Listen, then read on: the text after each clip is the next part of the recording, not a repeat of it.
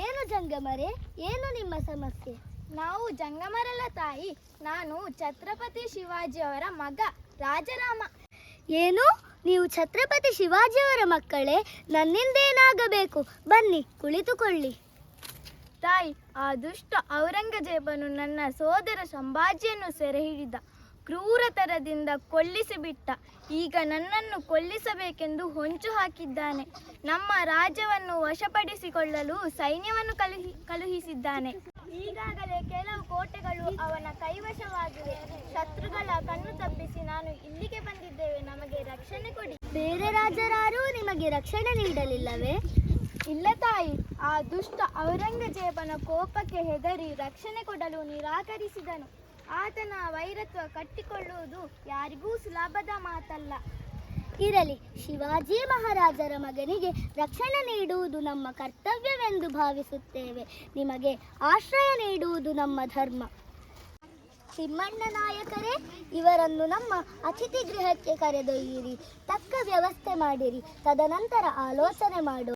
ಆಗಲಿ ತಾಯಿ. ನಿಮ್ಮ ಔದಾರ್ಯ ದೊಡ್ಡ ತಾಯಿ, ನಿಮಗೆ ನಾನು ಕೃತಜ್ಞ. ತಿಮ್ಮಣ್ಣ ನಾಯಕರೇ, ರಾಜರಾಮರಿಗೆ ನೀಡುವ ಆಶ್ರಯದ ಬಗ್ಗೆ ಅಭಿಪ್ರಾಯವೇನು? ನೆನಪು ಮಾಡಿಕೊಳ್ಳಿ, ಶಿವಾಜಿ ಮಹಾರಾಜ ನಮ್ಮ ರಾಜ್ಯದ ವ್ಯಾಪಾರ ಕೇಂದ್ರಗಳಾದ ಕುಂದಾಪುರ, ಗೋಕರ್ಣದ ಮೇಲೆ ದಾಳಿ ಮಾಡಿದ್ದರು.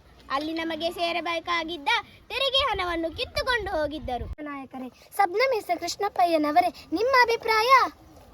ತಾಯಿ, ನಾವೀಗ ರಾಜಾರಾಮನಿಗೆ ಆಶ್ರಯ ನೀಡುವುದು ಕಷ್ಟಕರ. ಔರಂಗಜೇಬನಿಗೆ ತಿಳಿದರೆ ಆತ ನಮ್ಮ ಮೇಲೆ ಆಕ್ರಮಣ ಮಾಡುತ್ತಾನೆ. ಅವನದ್ದು ಬಲಾಢ್ಯ ಸೇನೆ, ನಮ್ಮದು ಚಿಕ್ಕ ಸೇನೆ. ನೀವೇನು ಹೇಳುತ್ತೀರಿ ಅಪ್ಪಾಜಿ? ಶರಣು ಬಂದವರಿಗೆ ಆಶ್ರಯ ನೀಡುವುದು ನಮ್ಮ ಧರ್ಮ. ದುಷ್ಟರಿಗೆ ಹೆದರಿ ಹಿಂದೆ ಸರುವುದಕ್ಕಿಂತ ಮುಂದುವರಿದು ಹೋರಾಡುವುದೇ ಲೇಸು. ಅಪ್ಪಾಜಿ ಹೇಳುವುದು ನಿಜ. ಈಗ ರಾಜರಾಮರು ನಮ್ಮಲ್ಲಿ ಆಶ್ರಯ ಬೇಡಿ ಬಂದಿದ್ದಾರೆ. ಅವರಿಗೆ ರಕ್ಷಣೆ ಕೊಡುವುದು ನಮ್ಮ ರಾಜಧರ್ಮ. ಇದೇ ಕನ್ನಡಿಗರ ಪರಂಪರೆ. ಕೊಲ್ಲುವವನಿಗಿಂತ ಕಾಯುವವನು ದೊಡ್ಡವನು. ಇದೇ ನಮ್ಮ ಧರ್ಮ. ಹೌದು ತಾಯಿ, ನಿಮ್ಮ ಮಾತು ನಿಜ. ಹಾಗೇ ಆಗಲಿ. ಮಹಾರಾಣಿಯವರಿಗೆ ಜಯವಾಗಲಿ. ತಮ್ಮನ್ನು ಭೇಟಿಯಾಗಲು ಬೇಹುಗಾರನೊಬ್ಬ ಕಾಯುತ್ತಿದ್ದಾನೆ. ಕಳಿಸಿಕೊಡಲೇ? ಕಳಿಸಿ. ತಾಯಿ, ಒಂದು ಆಘಾತಕಾರಿ ಸುದ್ದಿ. ಪರವಾಗಿಲ್ಲ, ಹೇಳಿ. ತಾವು ರಾಜಾರಾಮನಿಗೆ ಆಶ್ರಯ ಕೊಟ್ಟಿದ್ದನ್ನು ಕೇಳಿ ಔರಂಗಜೇಬನು ಬಹಳ ಕೋಪಗೊಂಡಿದ್ದಾನೆ. ರಾಜ್ಯವನ್ನು ಮುಟ್ಟಲು ಸೇನೆ ಕಳುಹಿಸಿದ್ದಾನೆ. ರಾಜಾರಾಮನನ್ನು ಔರಂಗಜೇಬನಿಗೆ ಒಪ್ಪಿಸಬೇಕಂತೆ, ಇಲ್ಲವೇ ಯುದ್ಧಕ್ಕೆ ಸಿದ್ಧತೆ. ಹೀಗೋ, ರಾಜರಾಮರಿಗೆ ಈಗಾಗಲೇ ರಕ್ಷಣೆ ನೀಡಿದ್ದಾಗಿದೆ. ಅವರನ್ನೊಪ್ಪಿಸುವುದು ಸಾಧ್ಯವಿಲ್ಲ. ಶರಣಾಗತರನ್ನು ಉಳಿಸುವುದೇ ನಮ್ಮ ಕನ್ನಡಿಗರ ಪರಂಪರೆ. ಇದಕ್ಕೇನು ಮುಂದಿನ ದಾರಿ ಕೃಷ್ಣಪ್ಪಯ್ಯನವರೇ? ನಾವು ಕನ್ನಡಿಗರು ಕಲಿತನದಿಂದ ಕಾದಾಡೋಣ. ಜಯಗಳು ಶಿವನಿಚ್ಛೆ. ಯುದ್ಧ ಒಂದೇ ನಮಗೆ ಉಳಿದಿರುವ ದಾರಿ. ಮಹಾರಾಣಿಯವರೇ, ಕೃಷ್ಣಪ್ಪಯ್ಯ ಹೇಳಿದ ಮಾತು ಸತ್ಯ. ಯುದ್ಧಕ್ಕೆ ಆದೇಶ ನೀಡಿರಿ. ಕನ್ನಡಿಗರ ಕಲಿತನ ತೋರಿಸೋಣ. ಆಗಲೇ ಯುದ್ಧಕ್ಕೆ ಸಿದ್ಧತೆ ಮಾಡುವುದೇ ಸಭೆಯ ತೀರ್ಮಾನವೆಂದು ಕಾಣುತ್ತದೆ.